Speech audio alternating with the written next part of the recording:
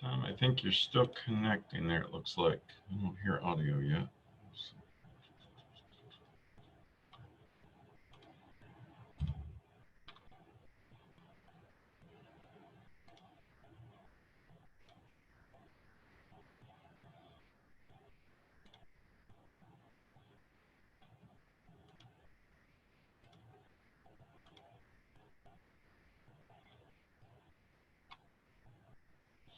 Gary, I don't know if you can hear me. You're muted, it looks like. No, it just came up that you had muted me, so I unmuted myself. Perfect. Morning, John, you're muted. Bob, you're muted, it looks like. Bob Mincer. I think. Okay. How's that? Perfect. I think Tom is muted there still, it looks like to me.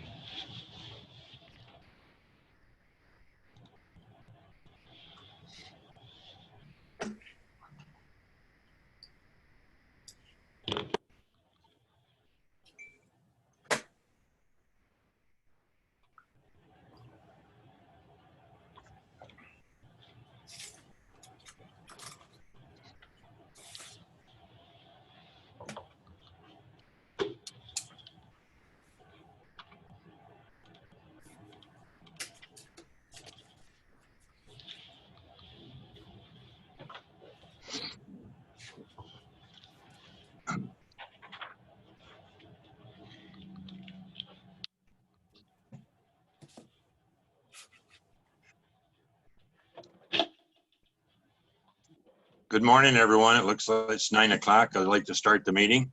Sure. Thanks everybody for attending. Do you have any others that were going to attend, Doug, that were brought to your attention? Not that I'm aware of, Gary. Okay. So there's 3 or 4 items that we have on the agenda. I don't know if we'll be able to touch on all of them or not. I spoke to Bob Minster on Friday and, asked him what his thoughts on were and for me. And I asked him if he's more than willing to attend our meeting if he wanted to explain to the rest of the committee, what his thoughts are in regard to the airport position on making neighbors and, developers and new home builders aware that the airport's there, something along the lines that we make, people aware of that we're a farming community. So if you move in next to a farm, you got to expect you may have to experience some smells once in a while. So if it's all right with the rest of the committee, I'd like to turn it over to Bob to let Bob, explain what his thoughts are on the airport. And then we can discuss it, because I mentioned to him that I would certainly put him on the agenda first. So once we got done with that, he'd more than free to leave to do other things if he wanted. So Bob, I'll turn it over to you now. Okay, thanks, Gary. Well, as most of you know, there's some planned development on the corner of Thomas and Brickyard Road, and even south of there, the now industrial zone. You guys haven't rezoned it yet, have you? Around the school bus garage is, I guess, planned for mixed-use zoning, residential zoning. That's what kind of precipitated all this. So, as much as I would appreciate having, as many neighbors as possible, within walking distance of the airport, I think it'd be a great thing. It certainly is a strong possibility that somebody could move in and buy a house, a townhouse, or rent property without even knowing the airport exists. If you hit it on the right day, there they are. Next thing you know, they have airplanes flying overhead, or noise, Mercy flight. Certainly contributes to the traffic, even though they are not part of the airport. But for this purposes, I just kind of include them in this, because they are certainly a large noise generator. So I talked about it with Eric Cooper a little bit, and I sent along some information provided by the Airport Cooperative Research Program. They developed some practical solutions for faced by airports and our research.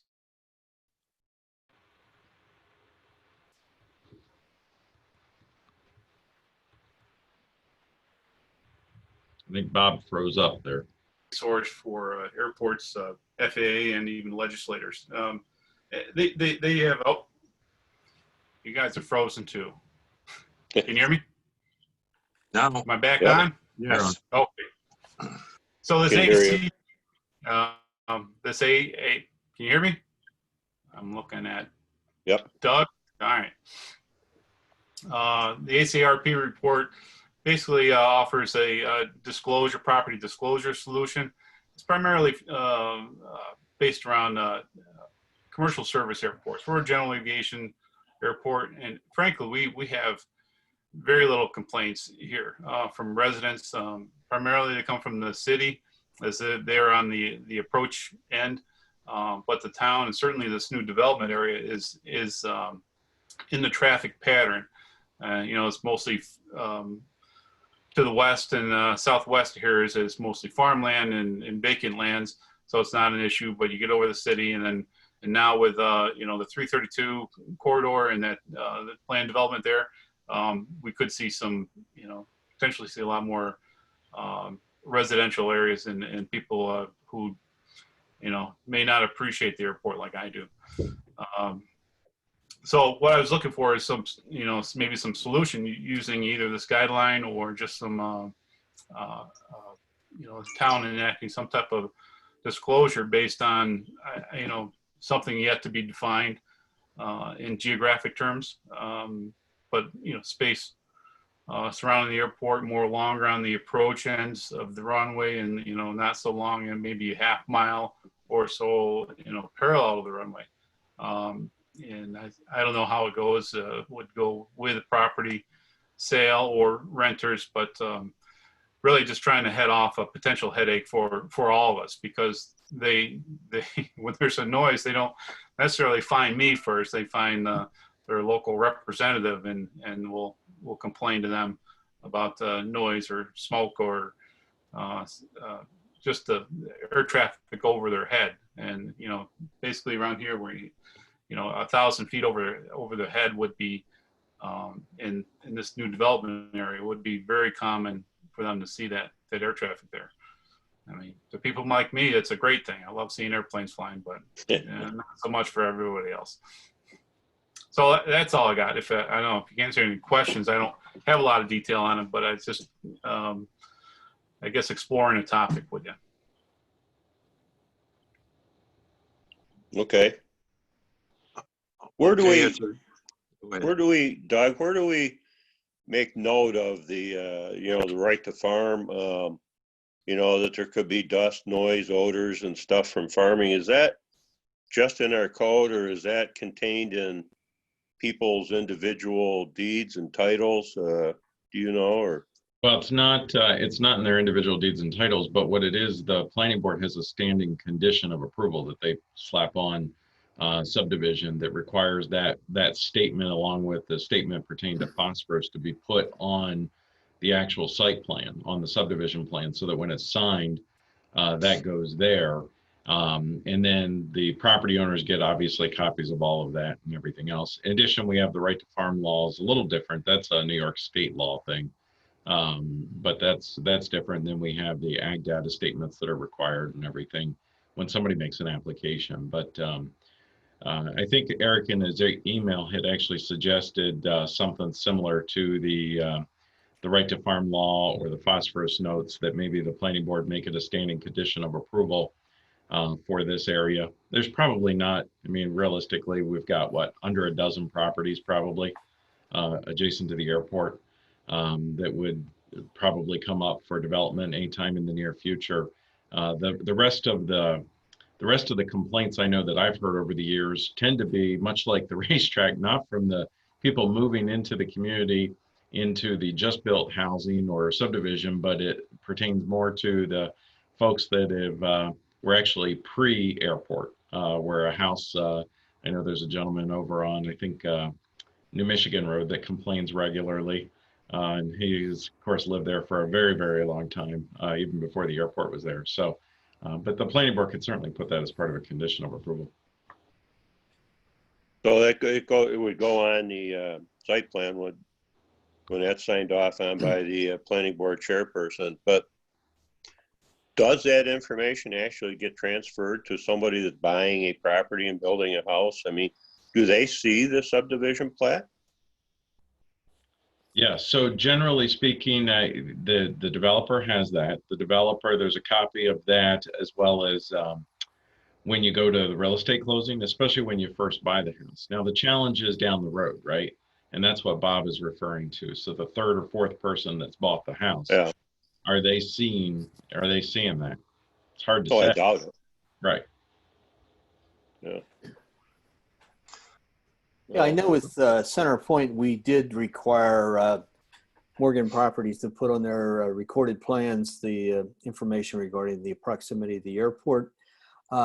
The actual disclosure statement, and I apologize for not rereading it, is that signed off by the resident, by the developer?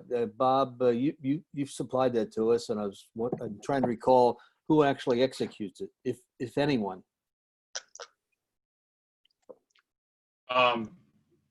Sorry, Chuck, I'm not familiar with that. The airport Is there a disclosure thing statement. document?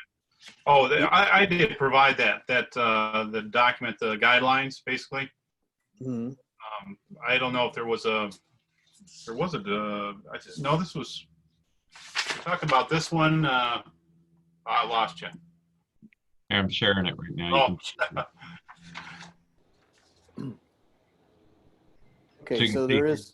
The buyer ahead, and seller both sign it. Okay, so that's a little more definable than just putting it on the plans, because then the seller and the buyer actually are aware that they've seen it and read it, hopefully. Well, that's where you want it. You want the people to be aware, because we all know, we've all had experience with developers in the town that don't always pass along all the information. How are you going to regulate it?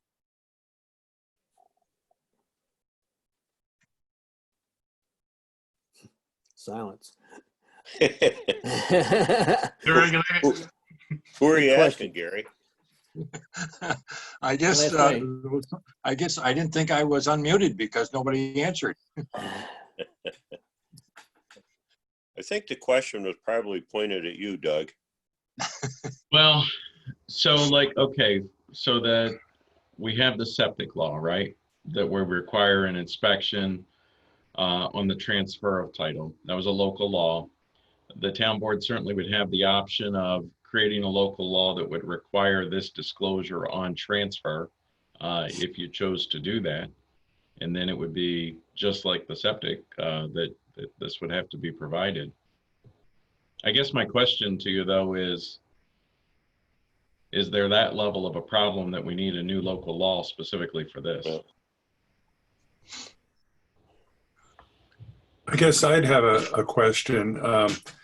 Based on the traffic and ancillary problems right now, if they do exist, if people see what we currently have as a constant, that's one thing.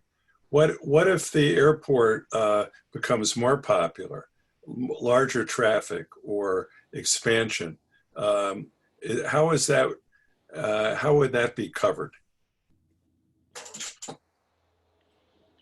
That's good. I Bob, could can you just, talk let me about just- the future maybe a little for the airport? And you've got 3 town board members here too, I see. So maybe Yeah. just give it a little Sure. update on kind of like the future of the airport. And I know you have. Right. So. Yeah, I mean, we certainly have existing plans for more development as far as physically expanding the size of the airport, lengthening runways, stuff like that. That's not in the plans for us at all. But increased traffic, yes, we hope to see increased traffic. We plan to build more hangars, not only for general aviation, single engine piston aircraft, but also be the home base for maybe a dozen jet aircraft, which, ironically are less noticeable in the air, more primarily an approach over the city because of the size, but it's not because of noise. Well, yeah, that is a concern. I mean, we plan to have, development in terms of recreation and, community inclusion, a restaurant on site. And that's why I say I appreciate these new neighbors coming, because they can help us support the airport. That's the goal of the airport, and its objective, and actually a federal obligation to become self-sustaining financially. We're not there, and the IDA spends somewhere around $250,000 to keep the place operating every year, even though it's a lot of the funding we get for improvements is from the FAA and the state. So yeah, we have business objectives here, and we may see, I wouldn't call it significant, but we should see more traffic in the next 10, 12 years. And that's why we're here today, kind of heading off potential issues with new neighbors, even existing neighbors who may may not be complaining because of the level of traffic we have today.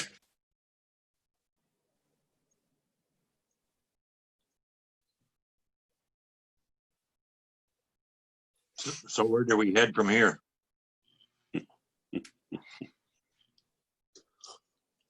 Well, could I toss out we're worried about a noise notice. Is that too much of a softball, or I'm too much of a nervous Nelly? I would think that we should say something to the effect that living near an airport could present an increased likelihood of catastrophic aviation-related events. Is that self-evident, or should we be telling people this? I don't know. John, I see you smiling. Well, noise is a given. How about if there's a fire or a crash? I mean, do we have to legislate to protect ourselves? If we're going to be buying in a neighborhood where there's an airport, I would think that you would know the potential ramifications of that.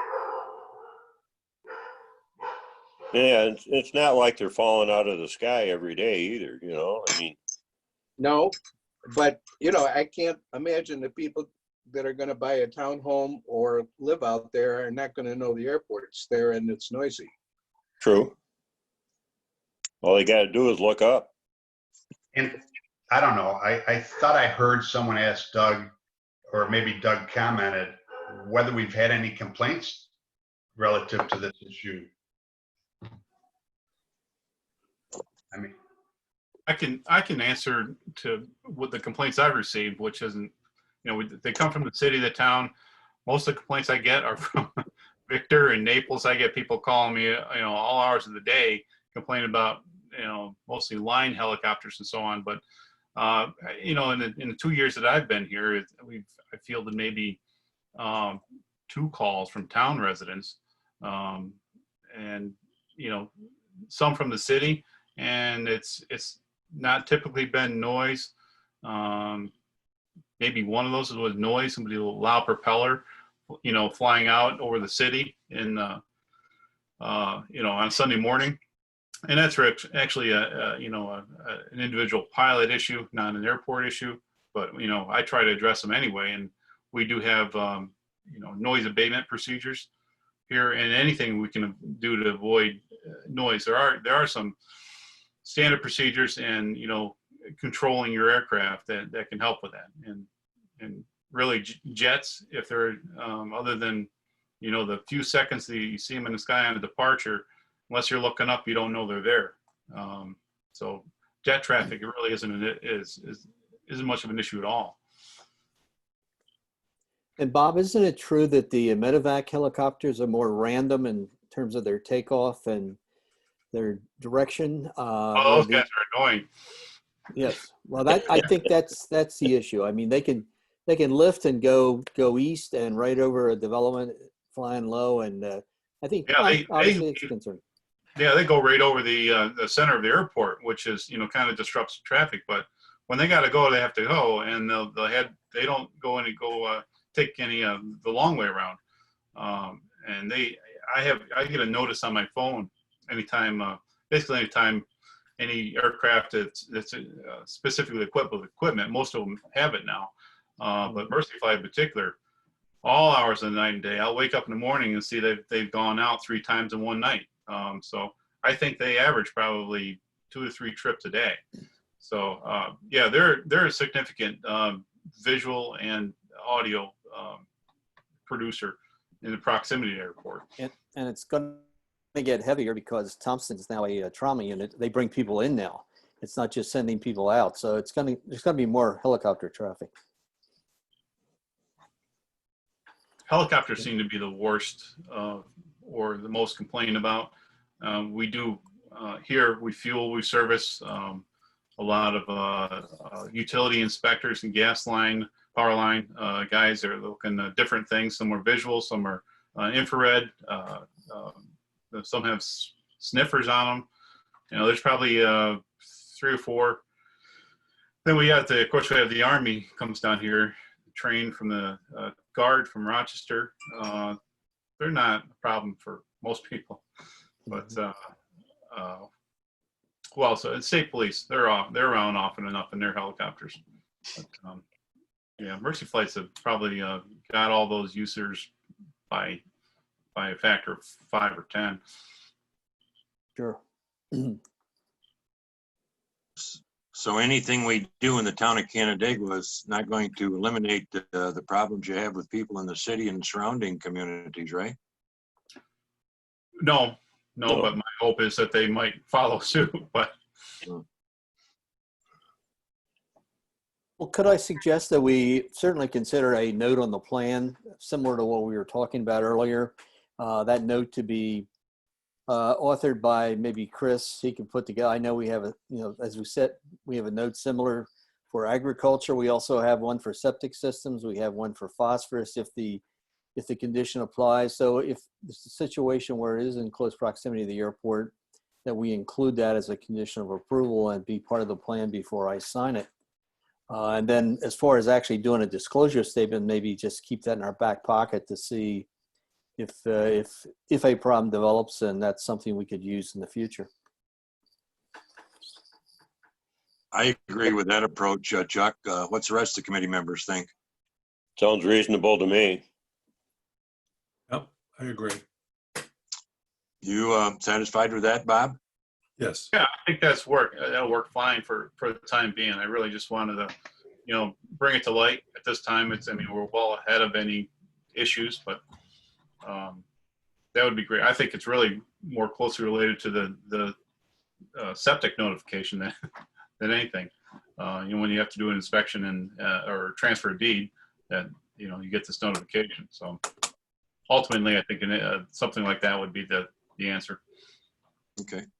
Okay, then we'll move forward on that, and you're more than welcome to stay for the rest of our meeting if you want to, Bob, but I know you probably got a lot of things to do, and thanks very much. I'm right on the edge of my seat, but I have to have an appointment, so I'll check out. You're Okay, gonna be missing a thrilling meeting, Bob. I bet. I've been to a lot of thrilling meetings, so I know I've had my share.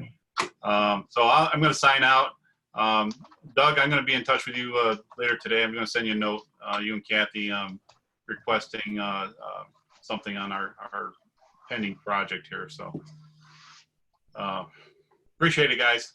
Have a good day. Okay. Thanks, Bob. Hey, Bob. Take care. Bye.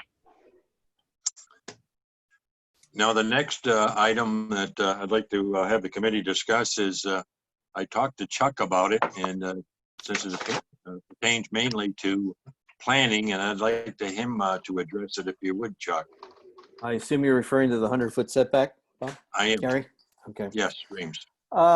Yeah, Gary asked me to sort of bird dog this thing for the purpose of this meeting, and I wanted to make sure I had Eric's feelings on it, and he was good enough to send me an email detailing as to what the issue is. As you know, currently our regulations require a 100-foot setback from a stream carrying water on the average of 6 months of the year. So if I can indulge the committee for just a second, I'd like to read what Eric sent me as to what the issue is. For the background, we've been enforcing the 100-foot setback faithfully for some time. In reviewing a recent permit, I originally denied it because it was within the 100-foot of the stream.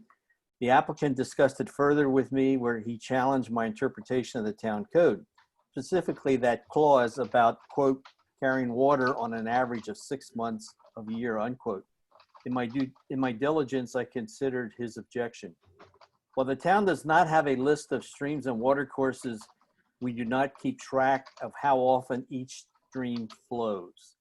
Doing such a study would require continued monitoring of each stream for numerous years to find the average time carrying the water. I contacted Kevin Mulvaney to see whether he had such information. He told me he did not, and he has for some time objected to the clause, which had now become an issue. I also reached out to the New York State DEC to investigate whether they had information and whether there was anything inherent in their definition of a Class C as in Charles stream, as that's the stream that's most prevalent in the town, that would necessitate it carrying water for 6 months. As with Kevin, the DEC did not have that information and is not inherent in their classification. Without that information, enforcement is an issue. As an added context, this is an old section of code dating back to at least 1985 in its current form, so the intent and original use is unknown. To avoid confusion and delay, an objection to the section of the code that we do not have this information to enforce, Eric's suggesting that we define a protected watercourse, quote unquote. That is essentially a copy of the DEC stream definitions and maps and would require a 100-foot such watercourse, 100 feet from such a watercourse. Chris Jensen's reviewed this draft as well and is happy with the language. So that's the issue, gentlemen. It's a very tough regulation to enforce. I know when Eric does a zoning determination, he doesn't have that information as to how much water was carried when, and it makes it tough to determine if it in fact is a stream that requires a 100-foot setback. The protected water courses defined by the DEC is something that's shown on our NRI water course map. And so it'd be very simple for Eric moving forward, given that the definition has changed, to just look at that map, determine if there is a Class C stream as defined by the DEC, and then anywhere in that area, should a development occur, that the 100-foot setback would apply.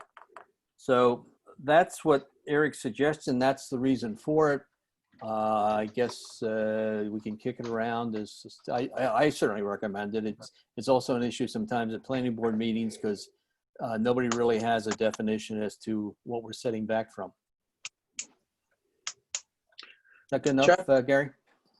Chuck, going to the north end of town, the so-called streams that have been channelized and thrown into culverts or whatever, are they still water courses? I believe on that map, and I don't have the map in front of me, the plan is defined by the DEC, they are. Yeah, because we ran into, when those car dealers started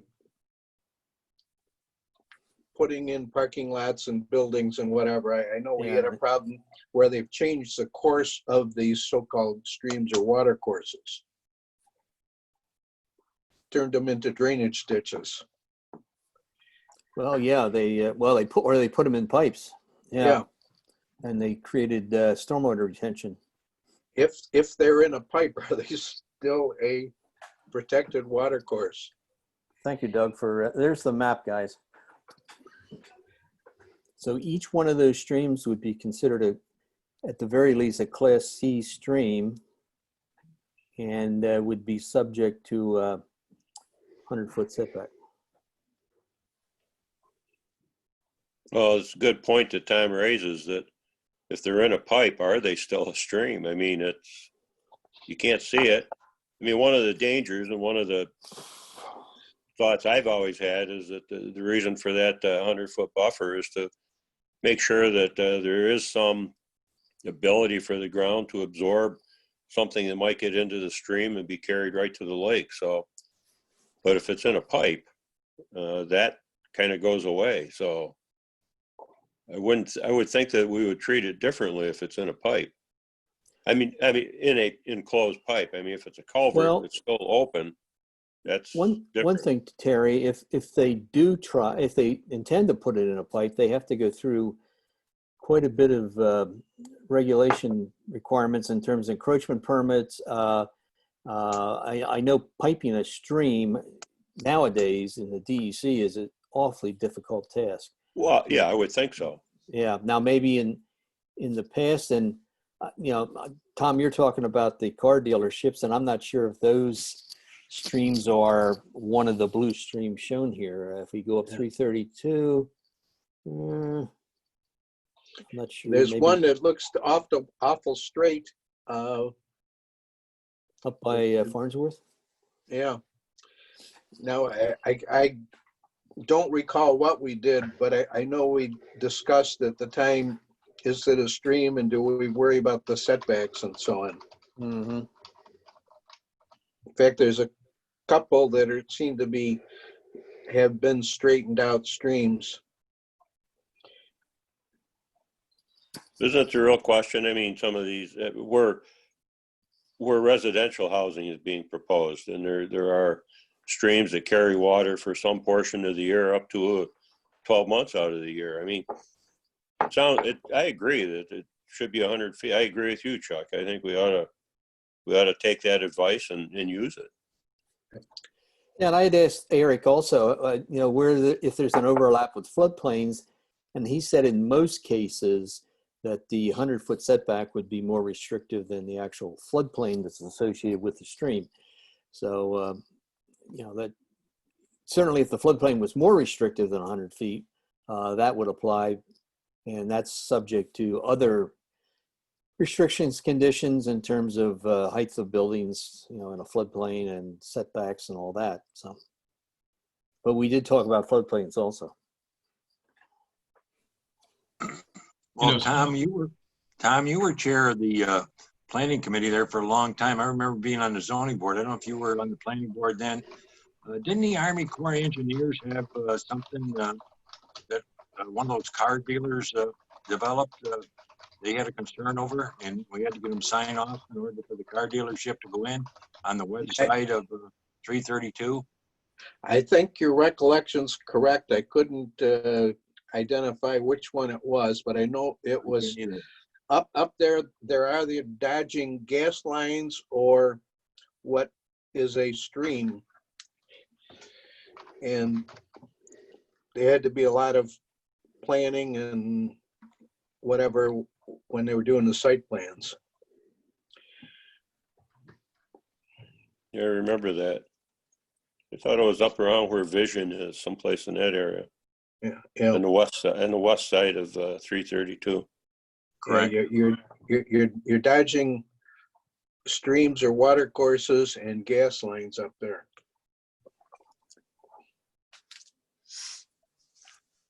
So are you satisfied, Chuck, for the planning board if we if something's drafted up like? Well, I think Eric has done now? that for you. Eric has done that for you. He has a draft Right. that included, which would remove the reference to streams carrying water on an average of 6 months a year, and then supplement that with protected water course, and a protected water course would be defined in the definitions as a DEC stream, AA, BB, CCCD, all the alphabets. So there is a draft in front of you. Right.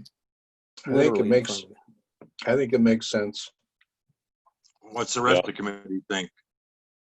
Definitely clarifies it a lot. How Cuts out the gray Bob area. So I agree. Bob and I'm John? comfortable with it. So do you want to move forward to this draft and have this presented and go work it through the different committees, and then hopefully in time we'll have it for a public hearing for the town board? Sounds good to me. yes. Yep.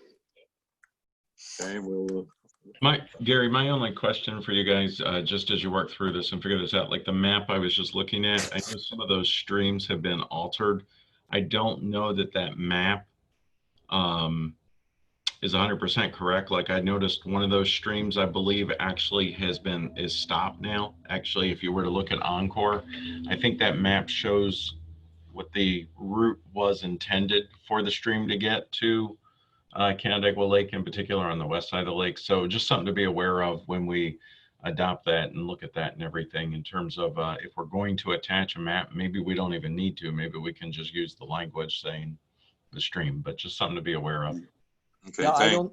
I don't think it was Eric's intention to actually reference the map itself, but Okay. I was just using it as an example. And I think Doug certainly have something overly restrictive is better than maybe cutting it short as far as streams that we may have forgotten. So, I mean, the applicant would always have the right to appeal, I guess, that, hey, that stream's not there anymore or it was diverted. So, How about DEC? How updated are their maps? how big or how updated? Or I'm sorry, Gary. Updated are they? Updated. I wouldn't know. I really wouldn't know. I imagine every 5 to 10 years, something like that. I know it's obviously there's a budget cost involved in going out in the field. As Doug pointed out, there's a lot of those minor things that have been channelized and straightened or whatever. Can I get a motion from someone to, so we can move this forward on this? I'll make that motion, Gary. Okay, can you get a Sure. second? Second. Any more discussion? None, all those signify by saying aye. Those in favor? Aye. Aye. Nay and nay opposed, carried. We'll move it forward. The next item that I have here is on the zombie homes has popped up as something that wasn't on the address at the last meeting minutes. And Doug is receiving calls on it. I know Terry had a problem down the southern part of on Wells Curtis Road and things like that. There's a couple, 3 others that are presenting a problem. I know we spent an extensive amount of time in regards to lawn maintenance for everything else, but we decided now maybe we just need to do for zombie homes where we can make some movement in getting those problems addressed. And so I'll open it up. Doug, would you mind addressing some of this since you're the ones getting the calls on it? Sure. We haven't received as many complaints this year, for instance, as what we had last year, but there's still been some. We've got a couple of repeat offenders in terms of homes that have gone into status of pre-foreclosure with the bank, and they sit there sometimes year after year after year. And they could be grass, they could be other issues with the house, it could be mold on the outside of the house, it could be general unsightliness, it could be things on the inside of the house, all pertain to zombie properties, broken windows, all those types of things. We had talked a couple of years ago about a property maintenance type of a law. The New York State Property Maintenance Code, of course, is there, but about something pertaining to grass. And we kind of got lost in the weeds on the grass law, right? We did. Yeah. We started talking about, okay, what is too tall? What is not too tall? Somebody might want a portion of their property to have higher grass for one reason or another. So what I said to Gary is maybe we forget all that and we got to go back and look at the zombie property for a property that essentially has been abandoned by their owners. There's actually a New York State legal definition for zombie properties. Actually, let me share this with you real quick. It'll just take a quick second here. Zombie properties right here. You can see the definition. I don't have to read it to you, but you can read that. So the state of New York has, they have some regulations pertaining to zombie properties, and there's the state has been trying to deal with this issue also, but what we see is a lot of local municipalities have been taking on zombie properties as an effort to fight blight, fight issues where it may start to impact property values of surrounding properties. where it may start to impact entire neighborhoods. For instance, I just did a quick Google search. The town of Greece just recently received $200,000 grant to fight zombie properties. So there are grants if you have a local law specific to zombie properties. What I found is more and more of the municipalities are passing local laws, like the town of Hempstead. Hempstead passed a local law. The town here, Floral Park, these are New York towns, passed a local law. And basically what these local laws do is require that prior to a bank or lender commencing a foreclosure action, that the bank or lender has to upfront some money to the local municipality to help maintain the property until they go to foreclosure, which is interesting. And so I've looked at a couple of these local laws, and they all basically do the same exact thing. I can send these out so you guys can look at them in more detail, but they all basically do the same thing. It's varying amounts, $25,000, $30,000, $35,000 that the lender is required to basically put to the municipality in the form of either cash bond, letter of credit, et cetera, to take care of. And then it would give the town the ability to go on from a basic standpoint and cut the grass or make repairs, whatever needs to be done, and then charge it back against that letter of credit or bond. So that is a very quick 30,000 summary on that. What do you do if the bank, as I understand from Chris Jensen, the bank never wants to talk to you? Can you just go ahead and do whatever maintenance and have a lien on the property? Yeah, so that's what actually the local law traditionally does. It goes into the detail in the event that the money is not either upfronted or whatever the case, that then the local municipality actually files a lien against the property, so that way, once the property is eventually sold, the municipality is reimbursed. Okay. Similar to having somebody building a house post a surety for completion of landscaping, or a developer for completion of a road or something like that. Yeah. Kind of a reverse in a sense, but Yeah. are these apparently are done enforceable? I mean, yes.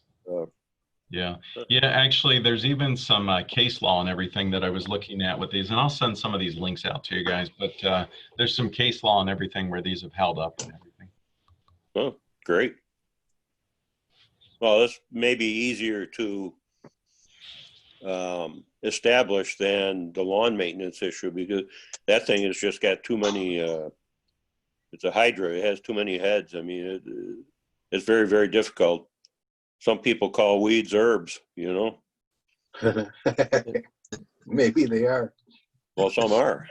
Yeah. Smoke them if you got them. Yeah.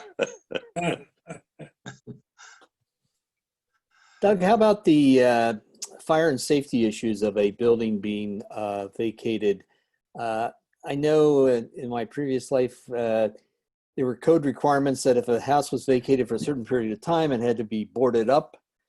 And do we have those kind of requirements? And not that a boarding up of a house is going to make it look any better, but at least it's going to prevent the possibility of somebody getting inside and setting fire to it, or a homeless person squatting in it. So is there a fire and safety issue also? Well, so that's a great question, Chuck. And I guess that really depends on how far you guys want to go with this. I mean, there's nothing really currently in town code that addresses any of that. The New York State Property Maintenance Code actually does have some type of basic things associated with that, but nothing to the level of, I don't know if that was, I think you're referring to Pennsylvania, right? I read something about, I think there's actually a Pennsylvania state law that pertained to that, if I remember seeing something about that correctly. Yeah, if it's 6 months or longer, the owner has to board it up. Yep. To prevent potential fire, people getting in it, or some kids getting in and getting hurt. Yeah, we've had a variety of, this isn't like this doesn't come up all the time, but it does, I think the biggest complaints that we get pertain to these zombie properties actually really are the yards. The aesthetics, Yeah, the Wells Curtis Road house. I mean, it's ridiculous if you've gone by it. The grass is easily 6 feet tall and it's fallen over on itself and everything else. How Yeah, about, There's one on Middle Cheshire getting that way. and there's Yeah. a lot right in Cheshire on the east Yeah. side of the street that potentially, I guess, could have a fire hazard if there was a grass fire. Yeah. And you know, that's where, so that's a residential lot, right? And that's currently, I think Yeah. you're talking about the vacant lot, right? Where the, Yeah. yeah, yeah, so, right, so a vacant lot is one thing. We've also had an issue with a house in Cheshire that has actually had pretty tall grass also and some complaints from neighbors, but it's still currently owner occupied. That would not be a zombie property. So something like that, we'd have to continue to try to encourage the owner to address that. And if it doesn't meet the New York State Property Maintenance Code, then we'd have to issue a court appearance ticket and go that route, as opposed to falling under the zombie property type of proposed law. But Can that's, we- if that, I'm sorry, Gary, but that goes back to what Gary was saying. If we start trying to regulate that, we're going to be so deep into this thing. I don't know that we'll ever put forth something, whereas maybe something a little more simple with the zombie properties, at least we can deal with some of those issues when they come up. Yeah, because I think Tom or somebody brought it up in regard to the Middle Cheshire Road. It certainly won't take care of that house, and they've been through everything, to try to get them to comply, going to the courts and everything, and hasn't been successful. So there's no much sense of us drafting up something for that, because there was too many variables, if you will, on that.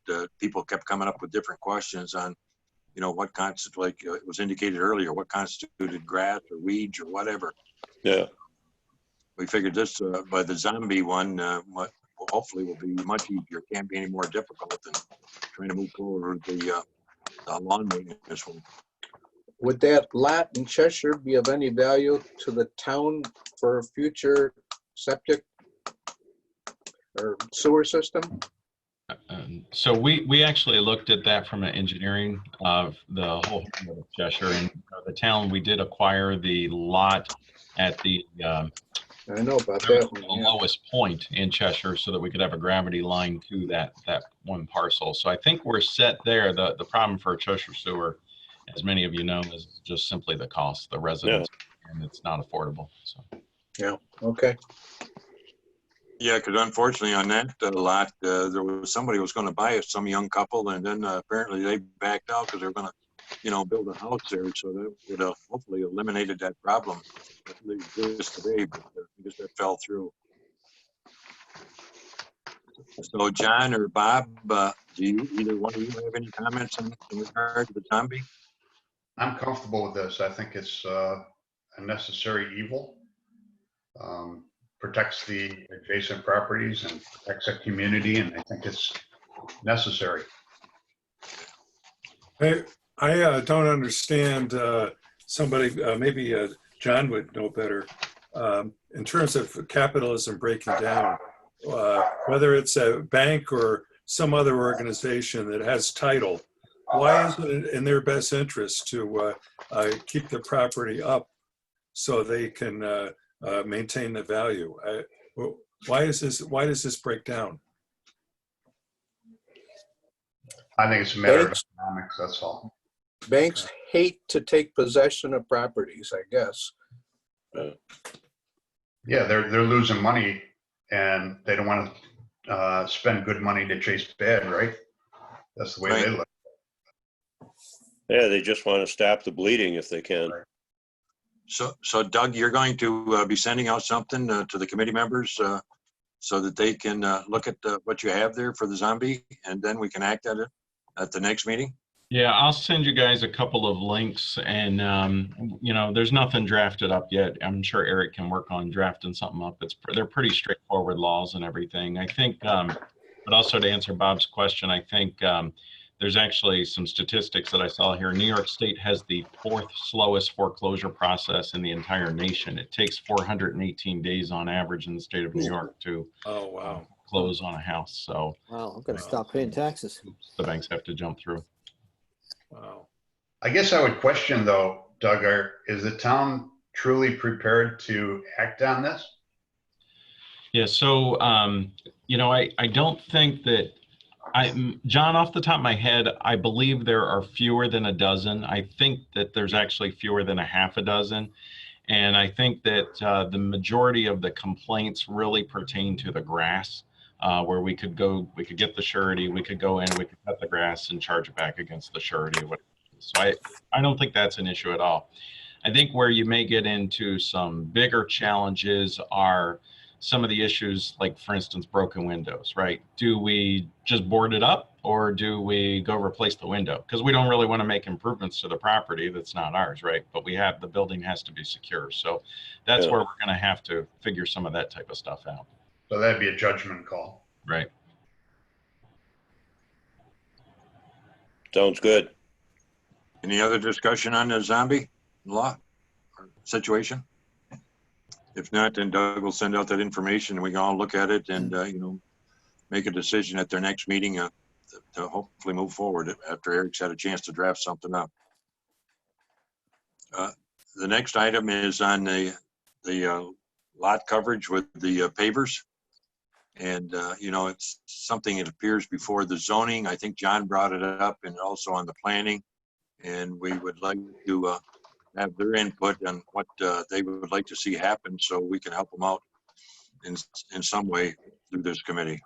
So I'll open it up to Chuck or John and Bob from the zoning committee, as well as the planning to talk about this subject. Go ahead, John. You were the one that brought it up at one of the ordinance committee meetings. We certainly thought it was a good idea, so that's why we're moving forward. Well, this has come up before the zoning board on a number of occasions. And I think that the zoning board in general has looked very favorably upon anyone that uses permeable pavers as an alternative to increasing lot coverage or building coverage. And I just think that the way we look at it now, we discourage almost the use of pavers as a way to protect the environment, where I think we should be encouraging the use of permeable pavers as a way to protect the environment. And I think if we recognize permeable pavers as not being in a part of building or lot coverage, I think you'd see people using them more frequently for things such as sidewalks or driveways but I think we ought to encourage the use of them as opposed to right now, the way things are viewed by the ordinance, we discourage the use of it. And I guess I'd ask Bob for your comments on that as well. Especially towards the lake. People who are doing new builds and can afford to spend a little extra makes all the sense in the world, especially when they're diverting the water and it's not going to the lake. In my mind, we could look for a moderate way of doing this, where a regular driveway it counts against you for lot coverage. If you went with porous pavers, maybe a percentage, maybe 50% or 75 or whatever, but there needs to be an incentive for people to do this, and the folks can afford it that are doing the new builds in these areas. And coverage is a big deal in some of these lots. So you would, using the carrot, I think the incentive, I think we could do some really good things with this.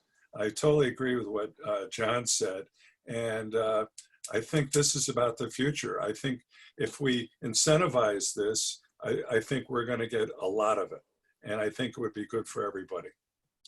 So I guess what you would do is look at the percentage of permeability. If it's just picking a number, 50% permeable, and you're going to put in a 1,000 square foot driveway, if you use permeable pavers, that would only be a 500 square foot driveway counting against you. Something like that, where use whatever the manufacturer's data is to Terry, offset. I don't think that, generally speaking, manufacturers list the permeable pavers as being 50% permeable. I think what Bob was referring to was our own percentage that we attribute to pavers as being permeable, and then use that as an incentive for people to use them. But I don't think you're going to get manufacturers' data that says the pavers are X% permeable. Generally speaking, it's the joints between the pavers that generally lets the water through the paver, not the paver itself. Although the pavers themselves do become permeable, but Isn't it also pretty critical what the base is, whether they adequately prepared the base and put in whatever kind of bedding before you put the paver down important?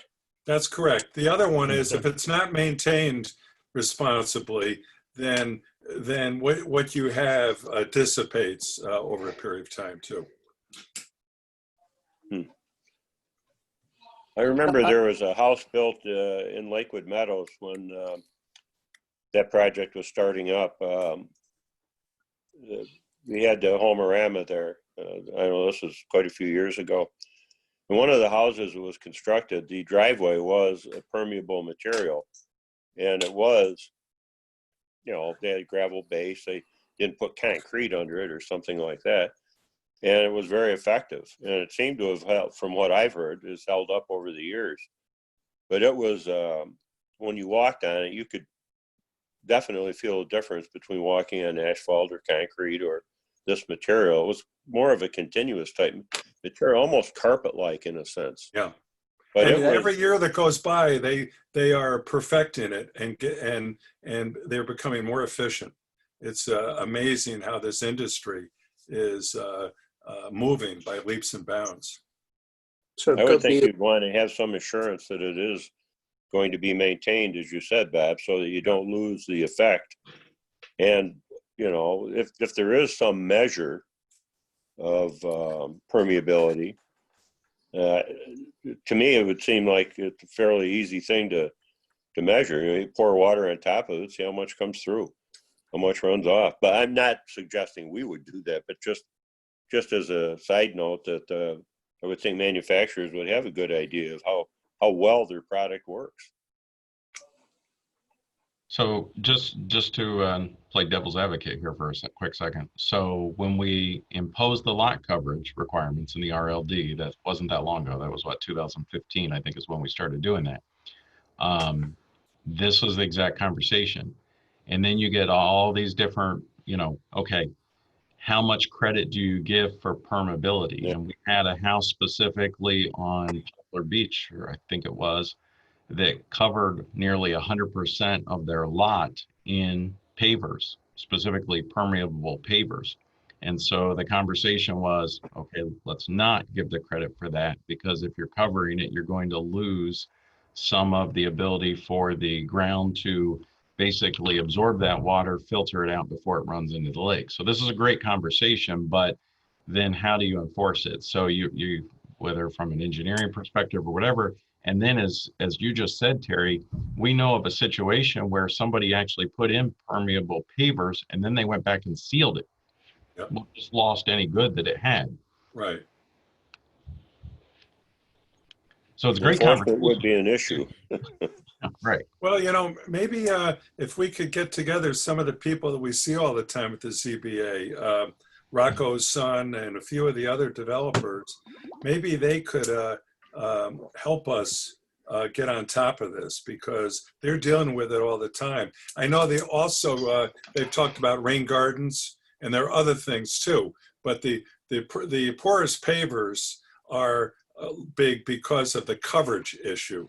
And that's the number one thing. They're doing other things besides, but I'd be curious if they could draft a proposal for us to consider. seeing they're in the industry, because Or- I don't know how we can do anything but just take their word after they install it that they're going to be responsible thereafter. Well, I think also it would help us at the zoning board, because I think that, like I mentioned earlier, we have been looking very favorably upon the use of permeable pavers. Right. And, you know, this would provide a little bit more of an analytical ability for the zoning board to look at, as opposed to us doing it more of a seat of the pants type of thing. Yeah. and restrict the credit perhaps to only driveways or only a certain percentage of the total lot coverage, so that you're not the situation that Doug suggested where somebody covers the entire lot with pavers to Yeah. get credits. You know, I think that's a good idea. yeah. We could identify, like you just said there, Tom, the areas where we would consider it useful. Yeah. And John, would you have as one of the conditions that they would have to maintain it? Yeah, I think that sure, you could put that in there. I mean, that How do you becomes, enforce it? Not. that becomes the same thing with anything, right? People Right. can come in after the fact and try to put in, I don't know, concrete sidewalks and do whatever they want after they get their approvals and they move forward with their construction. But at least it's a start. And realistically, Yeah, and we could, it's good for the homeowner to have, so that they don't have their Sure. lot flooded. yeah. Yeah. So when we write the variance approval, one of the conditions would be maintained. Not that it can easily be enforced, but at least it would be on the record. Right. Good idea. It's Any other the thoughts devil- on the favors? The devil's in the details, Chad. Yeah, you're right. Bingo. Well, speaking of details, every planning board meetings, put permeable pavers in. Oh, that sounds great. And ECB, I think we should go to permeable pavers. And there's really no definition as to where it applies, Yep. the method to be used, Yep. the design, which we got into the geotech characteristic underneath the bed, what the cross section is going to look like, how it's going to be installed, and of course, who's going to maintain it. So these are all issues you have to think about. You just can't say, put something in that's porous, because that gives a lot of leeway to the applicant. Same Sure. thing with rain gardens. Yep, exactly. Yeah, I mean, it sounds great. It rolls off the tongue nice, but Yep, yep. Right. But the Well- one thing we could do, Chuck, is when we're writing up the language, is make sure that they do it per the manufacturer's recommendations. Because generally speaking, the manufacturers do give you cross sections and say that the sub base point. has to be this, that, or the other thing. And Yeah. either the manufacturer and or their engineer. Yep. sure, yeah. Combined. Yeah. If as John's pointed out, if it's installed correctly, the odds are it's going to endure. Which is a big problem, because a lot of them are just throw some stone down and put a porous asphalt or something over top of it. And there's so many different types out there now that you guys are right that there's so many options that they can use that I think we should be offering them or looking at them. Well, I hate to bring this up, but I will, only because it's come up before the zoning board on a couple of occasions. There's also the issue of the permeable asphalt that people are starting to use on their driveways. And Bob, correct me if I'm wrong. I think we've seen this two, three times in the last year or two, where people are coming before us with the permeable asphalt. And again, I think we've looked on it very favorably, that the party is trying to do the right thing. And we've been a little bit more forgiving with some of those types of products. And that speaks to maybe, at least on the zoning board, we could probably find value in in-service where we could learn more about this. Because when you have the person making the pitch trying to educate you at the same time, there's a conflict. And I'd like to be brought up to speed a little bit more than what I currently have. Sounds like an online training session. Absolutely. Yep. Well, you know, until I replaced my driveway a few years ago, my asphalt driveway was permeable. Not by choice.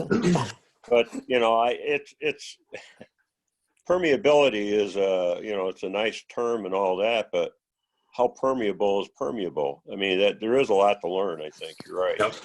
Yep. And that case that Doug was referring to, that was permeable asphalt that got sealed. Yep. So Yep. you know, you got that issue. Well, So, there you go. That's what good is it? The people on these postage stamp lots, they'll do anything to reduce lot coverage. There's a real incentive here if we play this right for everyone. All right, Gary, Is there sounds like we're excited. Is there anything else that the committee wants to discuss today? Doug, do you have anything that you want to touch on? I'm not sure what Eric had in mind for, you know, topics for next week, but we do have the 4 items we talked about today that we, you know, briefly will finalize, hopefully some of them at our next meeting. I'm curious as to where we're going on the short-term rentals. That's one of them that we probably should have on the next meeting. I don't know. Doug, where are we going on that? You know, I think we need at least a basic registration system. You know, we can visit something else down the road in the future, but just at least the registration system so that we know that we have contacts for when these things are rented out. When there's a problem on the weekend, there's never a problem on a Monday or Tuesday when we're here at the town hall. It's on Saturday or Sunday. We're getting the calls at home and trying to deal with it. So we need some sort of registration system. I would agree with that. That won't be difficult to do. It wouldn't seem so. So What? Well, that's easily said. I mean, we get the weeds. Getting into the weeds as to who the hell's going to do it and who's going to enforce it is what's going to make Eric crazy, or Doug, or whatever. If there are 162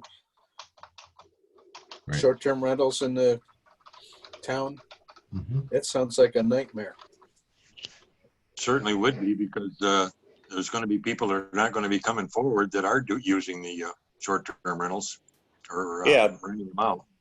But if we have that as a regulation, it does offer the town a certain degree of protection, I think. We're making the effort to do that. So if there is an issue at one of these places and they have not registered, I mean, it does give us some defense. Okay, I'll talk to Eric about that, you know, when he gets back from his time off, and we'll see what we can come up with for our next meeting. Does the committee since the first Monday in September is Labor Day, is the committee receptive to having it our meeting on the 8th on a Tuesday morning of September? That works. Is it everybody available for the 8th? It's a Yep. Tuesday. A Tuesday. It is. Sure. Works. Okay. Well, so then we'll plan our next meeting for September 8th. Hopefully we'll be able to meet in person at that time. And is there anything else that anybody wanted to discuss today? Because we're running out of time. We got to sign off pretty soon so Chuck can have breakfast. That's right. The magic hour is coming up. Thank you, Gary, Gary. you might want to, Gary, you might want to reserve a room for that, you know, conference room. It's on the calendar. Why, And the one thing that, you know, you notice you didn't have the downtime with Terry this time is because he finally stepped up and got a halfway decent internet service. It only took 8 days to get Spectrum to get it right, though, but it seems to be right now. So, Good. How's the dial-up? So if there's nothing else, you know, we have for today, I'd like to adjourn the meeting and see you fellows before, and hopefully you'll definitely see you on September 8th. Very good. Hey, Thanks a lot. hey, Gary. Bob, See ya. Bye now. Goodbye. See ya. Bob, Yeah. Whoops. are you in a jungle, Bob? Yeah. Yeah. What's As the- always. What's the Speaking,